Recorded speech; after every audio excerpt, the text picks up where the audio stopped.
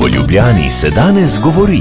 Jutranja balonarska nesreča balonarskega centra DOO po neuradnih podatkih naj bi zahtevala celo 4 smrtne žrtve, policija je za zdaj potrdila 2.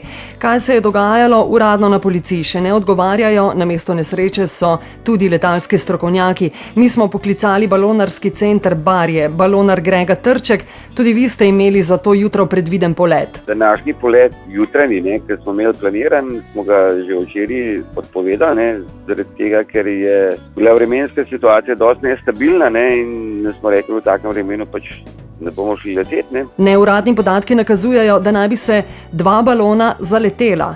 Zaletela je tako, v taki vremenski situaciji, kot je bila včeraj prognozirana, je bilo zelo nestabilno in takrat se ti lahko marsikaj v zraku zgodi.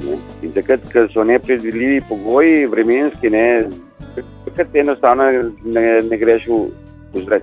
Lahko govorimo o neodgovornem ravnanju, če sta balona poletela navkljub nepredvidljivi vremenski napovedi. Glejte, to bi jaz uradno težko rekel, ampak bi se nagibal k temu. Posledice jutranje balonarske nesreče na Radiu Ekspres spremljamo še naprej.